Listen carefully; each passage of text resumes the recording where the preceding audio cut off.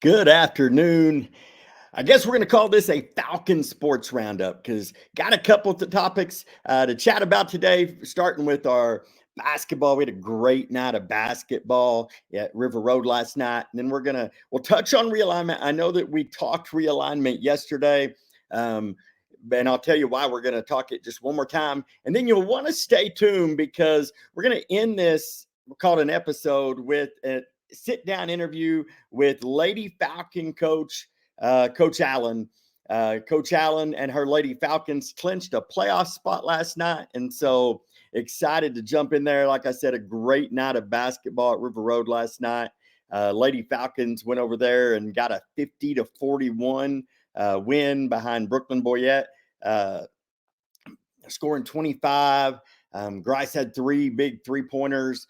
Just a big night for the Lady Falcons going on the road, knowing that they needed that win to secure a playoff spot, and they went and took care of business. And it was followed by the Falcons going and getting a 44-33 win behind Tag Thrash, hitting a lot of big shots. Noah Kraus had a big three. Jenner King. Quade Ferris, man, he played big down low. Probably one of the best nights I've seen him, just all around doing things that don't even show up on the stat sheet in protecting the lane, just on the floor, rebounds, just overall a great night. It was a physical game. Brody Baker, man, he struggled. They didn't call a lot of fouls, but every time that whistle blew, it seemed like it was on Brody. So Cade Schneider played a lot of minutes, and you get Cade Schneider with his ability and his size in a physical game, and that's like right up his alley. And so really good win for the Falcons. It was a back and forth, and it was tight for a while, and then the Falcons just kind of put their foot on the gas and pulled away. And so good night of basketball. Excited that we're going to sit down and talk with Coach Allen here in a moment. And really, you can get to know her a little bit better and just a little bit about this season. Because sometimes, as Falcon Media, we can't be at every game. We wish we could, but these early seasons in these sports that travel a ton, we couldn't keep up. And so we always pick up at district. And so you've been getting the games the last couple of weeks, but sometimes you don't get the full story. And so diving in with Coach Allen, just really, you're going to get to hear her heart for her team and for what it is, getting to be part of just this Lady Falcon and this Falcon family.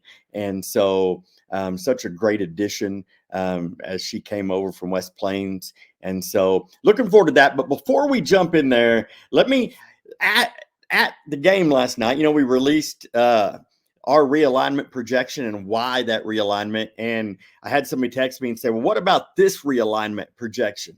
And it came from a group that is far more knowledgeable, we'll say, than Stephen. They've been around football a long time. And so all due respect, but I want to show, let me just jump right in. Let me add this to the screen here so you can see it. This is my projection. And I know it's 2-4 team districts, and UIL doesn't like to do that. And I get that there are 108 teams going to be in Division I this next cycle. And sorry, I just knocked something off my desk here. And so I get that. All those things, they make sense. And could there be some other teams moving in and out? Possibly. And UIL, they're looking big picture. They're trying to keep balance around. And so, but when you look at it logically, and even as I'm going to show you the realignment projection that was sent to me last night, I'm going to show you why I didn't really entertain it. And I really don't think it's the best, but could it end up being there? Absolutely.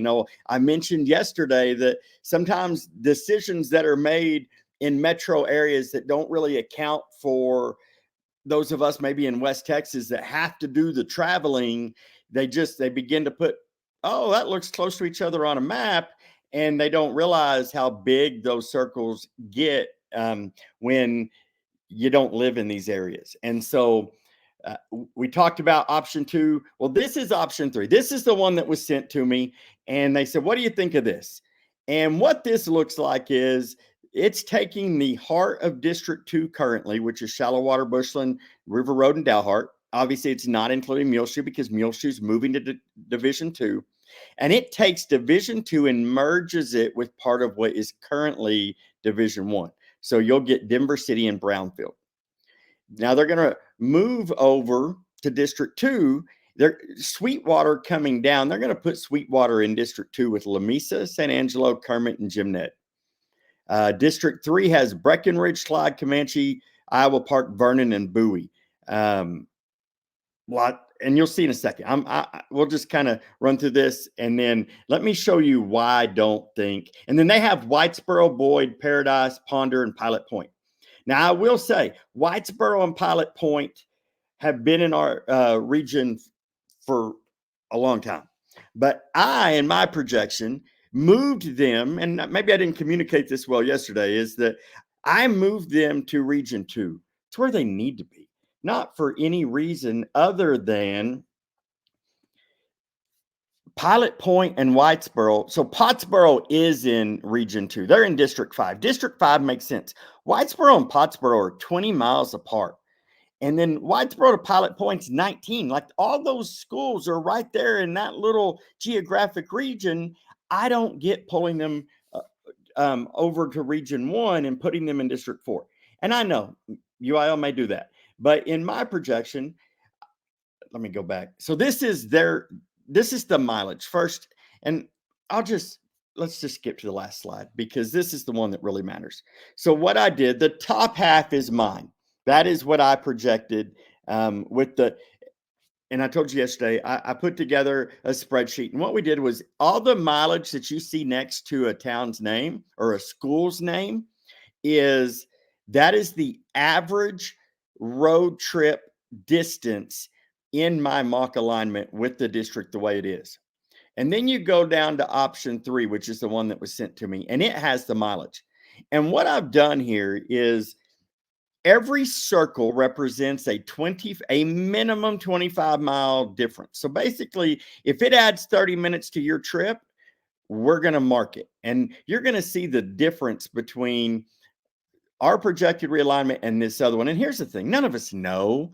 Like, I'd love to say, man, mine makes perfect sense. It's what UIL is going to do. Or this other one, that's exactly what UIL is going to do. We don't, but that's the fun of this, is we're in this time of year where we don't get a lot of football to talk. So I'll be honest, I'm so ready for August. It's not funny. And we are a track family. I love baseball and softball. Ryder Grace plays softball, so we're a big softball family. I love all those things. And I love the fact that we're getting to the heart of basketball playoffs. But, man, I love football. And so anytime I can talk football, I'm going to use that opportunity to do so. And so that's what makes realignment in this season, because there's not a lot of football to talk at the end of January. But we're getting to talk about football because we're looking at realignment. And so I don't think there's a right and wrong to any of these projections. It's fun to have the discussion, whether it's right or not.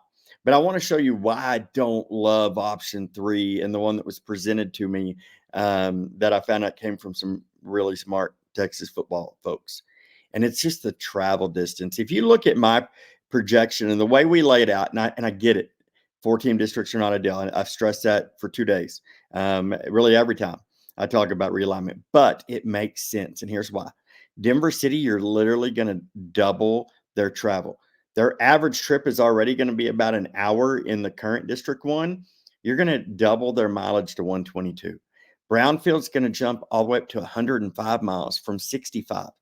You're adding major distance. Bushland is going to jump from 68 all the way up to 94. River Road, same thing, 75 to 96. And so basically the ones in red, they're not a mileage dictator. When I plugged them into Google Maps, if it added 30 minutes to the trip or subtracted 30 minutes, that's where the circle came from. Now in West Texas, I know a lot of us are used to measuring miles in minutes because we can typically get somewhere that. But I just used the Google Maps feature just to map them. And if it said it was more than 30 minutes, that's what I went with. Lamesa. 123 miles, up from 64 in our projection. San Angelo TLC up to 116 from 82. Kermit, this is a big jump, 170 miles per trip. That's a crazy long, and you're going to have them do it 5 times with 5 other schools. That's just long. Jim Ned, 131 miles. Clyde, Comanche, Iowa Park, Bowie, all just long trips. And Ponder does get a little closer. You'll see that their projection moved Pilot Point and Whitesboro back into District 4. Part of the reason I moved them to District 5 is because it doesn't make sense for me to have a 9-team district in District 4. And that's really where, if you put them in that district, they're going to be in that 60 to 70 mile range. And so it's really that's the district that makes sense for them. And so putting them there, that's logical. But so we'll find out. Here's the cool thing about all the speculation is it ends tomorrow. We will find out at 9 a.m. when UIL releases the realignment. And I'm sure we'll do another show tomorrow, a little episode. We'll get on here and chat. I'll see if I can't get Coach Reynolds on with us so he can give us his thoughts. I don't know that he'll be able to do that. Realignment day is crazy for coaches because as soon as you feel like you've got it, your next year's schedule, let's be honest, they've been writing schedules in pencils for a while, trying to line up week 1, week 2. Something will change. Somebody will land somewhere that they didn't expect to land. And instead of being open in week 5, now they've got to play a district game in week 5. And now you've got to fill that slot and you're sliding, everybody's working together. So I don't know that it's possible, but I'll see if I can't hopefully catch Coach Reynolds tomorrow. I'll shoot him a text and ask, but it's a good reason to talk football, and I love it. But enough football. It is basketball season, and our Lady Falcons, man, they had a great night last night, clinching a playoff spot, just in the midst of a great season under first-year coach, Coach Allen. And so let me bring her on here, and we'll chat with her.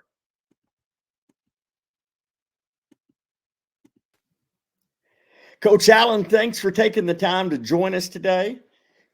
Yes, thank you for having me. I'm super excited to be here. Hey, congratulations. Y'all clinched a playoff spot last night in your first year here as the Lady Falcon coach. Yes. I can only imagine the marathon that the last 8 months have been. And, you joined our family, the Falcon family, in June. When you hear me say the Lady Falcons are playoff bound, what emotions does that stir? Oh, just excitement, relief. We're inexperienced a little bit this year. And so we've fought some battles and we've had to completely just grow up real fast. And so it's been fun, but I'm not surprised. Our girls, they've just watched years and years of Lady Falcon basketball success. And so they understand the assignment and they understand what's expected.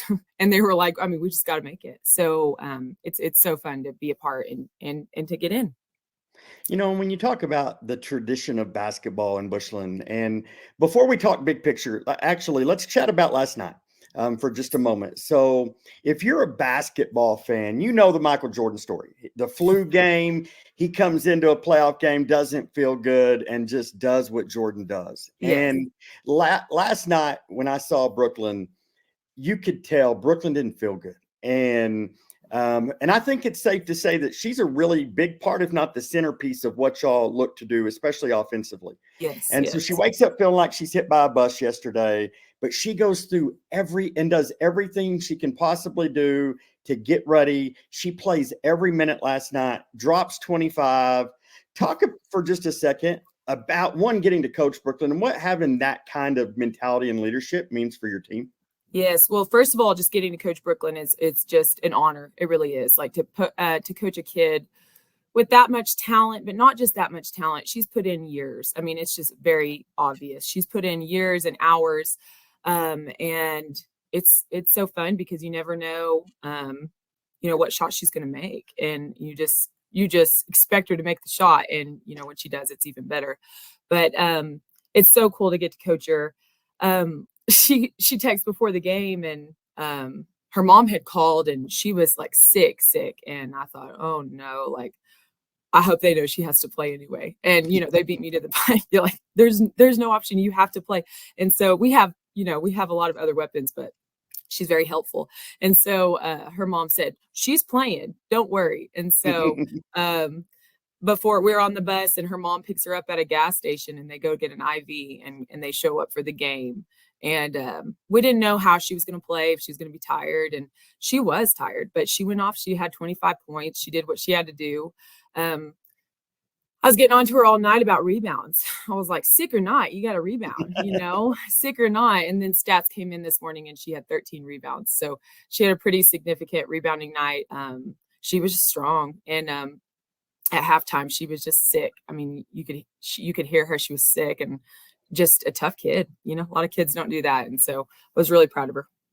And that was a big game. You have to go on the road. And let's be honest, you needed that one. Like, even talking to her mom between games, they sat just kind of off to the side of where we broadcast. So we got to chat, and she goes, we knew what was on the line. Like, this is the game we needed to lock up the playoffs. And we know there's 2 games left, but just having that mentality, that she's impressive. Now, let's talk big picture, because you mentioned it a second ago. Your team is young. Let's be honest, you boast more freshmen on your varsity team who all play big minutes and take big shots than you do seniors. How would you describe the journey and maybe the progress that this season that the Lady Falcons have gone through? Well, it's so fun. Coaching freshmen is fun. I mean, it just is, because they change every single game. It's like direct results all year long, And I think back to their first ever varsity game in Wheeler, Texas, and it was just packed. I don't know why it was packed out in Wheeler, but it was. And those girls, they're bouncing the ball off their foot, and we're chewing them out. And after the game, I was frustrated. We got the win, but I was frustrated. I got home, and Benton is like the perfect post game guy. And he was like, do you realize the last game that 4 of those kids have played, was 6 minutes per quarter in 8th grade? And, it hits you. And, but, by December, we weren't calling them freshmen anymore. We were like, we got to be done with that. Like, you can't be freshmen. We can't afford that. So they stepped up, and they've gotten better every game, and they're key players. I mean, we have to have them, and they know it, and they play like it. So and Grice hit some big threes last night. When you needed someone to help Brooklyn, she came out and hit some big shots. Yes. Yeah. She hit 3 threes, and just to be honest, none of them were feeling great. She was sick too. And she came out, and she was tough and hit the 3 she needed, and Gracie and all of them. So, speaking of the season and going back, even thinking back all the way to Wheeler, can you highlight any particular moments, or maybe just some pivotal plays in shaping or games in shaping these Lady Falcons for the success they've had in district? Yes. So I think back to the Glen Rose tournament, we went a different team than we came back. And I was hoping that would be the case. But some of it is just the chemistry of the team. We had 4 or 5 freshmen the whole year. And then we had this older group, and they just didn't know each other. And so getting out of town, making them share hotel rooms and get to know each other. And they came back great friends, and they played ball different. I mean, they just did. And so that was pivotal for us. I remember thinking the next Monday after we got back, like, oh, it's different now. We're different. So that was huge for us. And then just we had a tough preseason schedule. I mean, pre-district schedule. It was really tough. And so we had a lot of tough locker room moments, and we had a lot of tough after the games, like what went wrong. And it just shaped who we are. We just had to go through the grinder and get it done. So now that the playoffs are secured, which is kind of the first goal, we got to get in there. What are some key areas of maybe some improvement that you'd like to see out of your Lady Falcons? Because we've got 2 regular season games left. We get Dalhart, and then you got to take that fun trip to Canadian. What are some things that you'd like to see heading into the playoffs? Man, I just wish we could be consistent, and that's what we're going to focus on. We'll have like a good first quarter and a good second quarter, and then we won't score as much the third quarter. Sometimes we completely go dry, and that kills you in this district. That kills you. And then we'll hit it again the fourth quarter. So if we could just be steady for 4 quarters scoring wise, I feel like our defense you always need work on defense, but I feel that that's not our issue when we have issues. It's offense, and we've got to score all around. Everybody needs to chip in 5 to 7. And so if we can do that per quarter, I think that we'll make a run. One of the things I've noticed is, we're unique because I don't get to see the preseason as much because we pick up broadcasting in district, because otherwise, y'all did some traveling. And so y'all spent some time on the road, but you notice as games go on that, man, they run doubles. They do everything they can to deny Brooklyn the ball. How big is it to have that second person? Like last night with Gracie stepping up, how key is that to the success of what you're trying to do?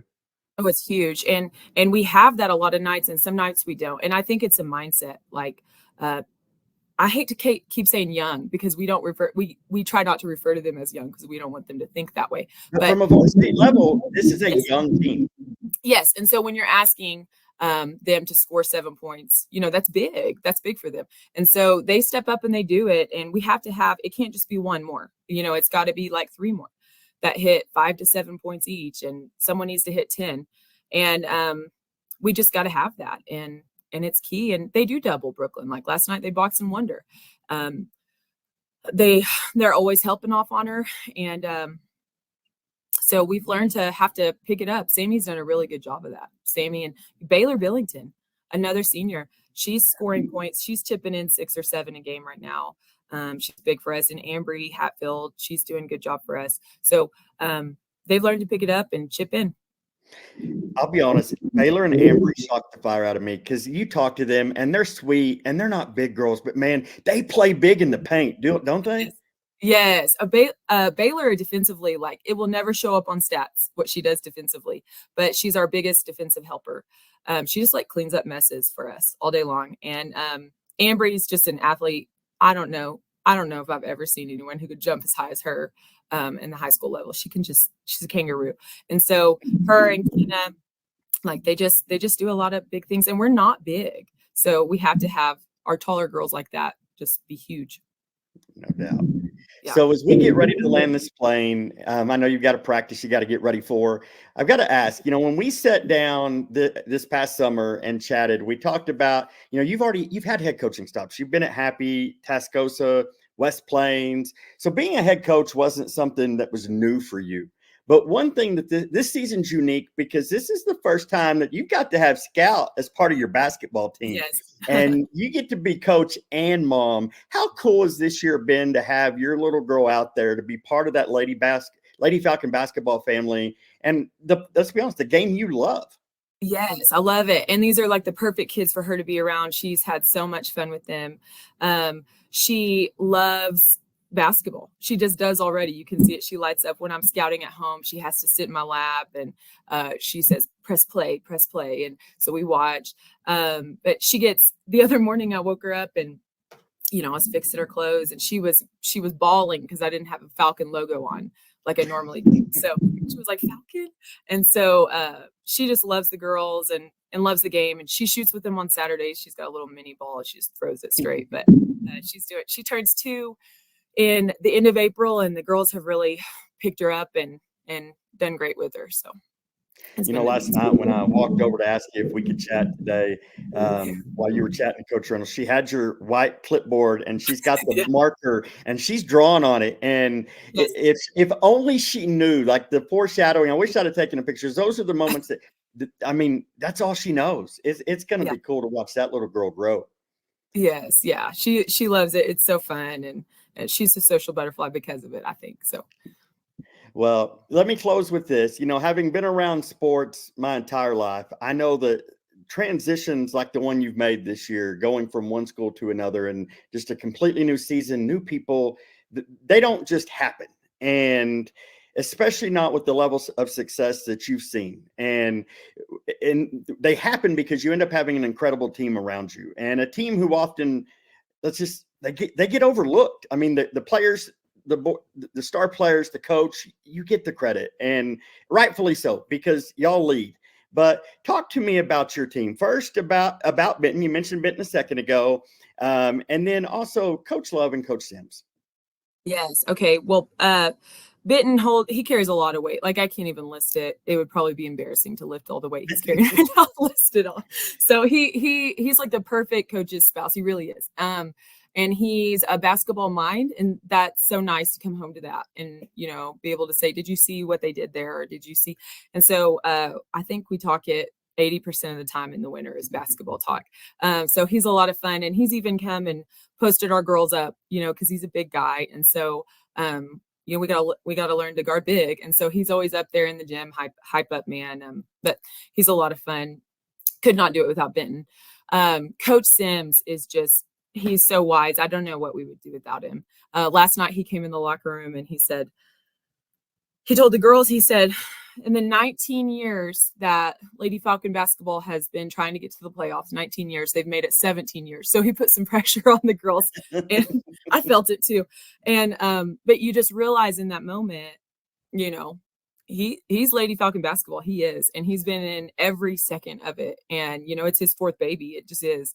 And he loves it, and he's wise, and he has good ideas, and he always says the right thing in the right moment, it feels like. So could not do it without Coach Sims. He's Bushland through and through. And then Coach Love, she's been so much for us. She's young and hip, first of all. So I feel older every day when she's around. And so she's good with the girls, and she's a film guru. Like she clocks so much on film. It's crazy. So she can tell you anything about any team.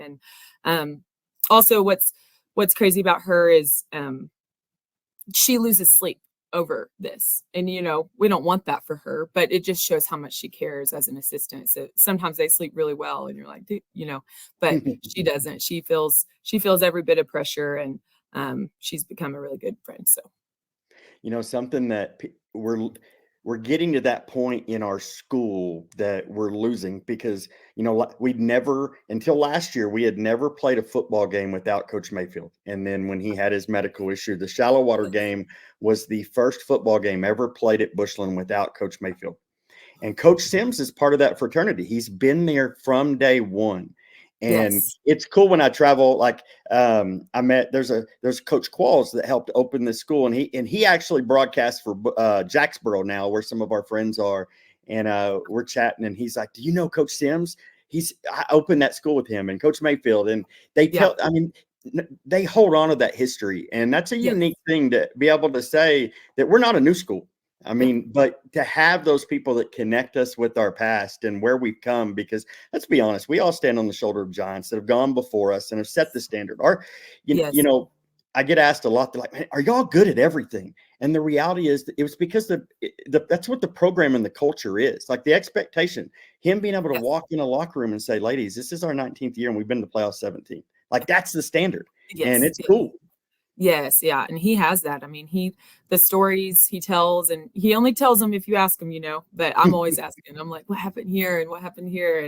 And he's just one of the best ever. And, you know, I heard about him before I came to Bushland. You just always hear about Scott Sims, like, oh, you know, Scott. And he's every bit of what everyone said he would be. So he's a pretty great guy. That's amazing. Yeah. Well, Coach, thanks a lot for taking the time today. I appreciate it. I know it's a busy time, and especially as you get ready to head towards the playoffs, and we're excited. We've already worked out with NFHS that we're going to get to cover every Lady Falcon basketball game. So believing that there is I'm believing your basketball season's going on for months still. Let's go. Let's do it. Now, actually, I guess the state tournament's in March, correct? Yes, actually, it touches February. It's the last day of February. Yeah, it's weird. I've never seen it like that. So, and into that first weekend of March. So, I was about to say, I was saying months, and I realized, well, I can say that because it's still technically January, and yes, it is today. It's in March. It's a long month. Well, Coach, incredible job this season. Incredibly proud of your girls. Y'all are doing amazing things. Make us as Falcons proud. And so, once again, thanks for taking the time today. Thank you so much for having me. It's been a lot of fun. Thank you for being there for all the games too. You're great. Oh, I'm blessed to get to do what I do. It's fun. Thanks.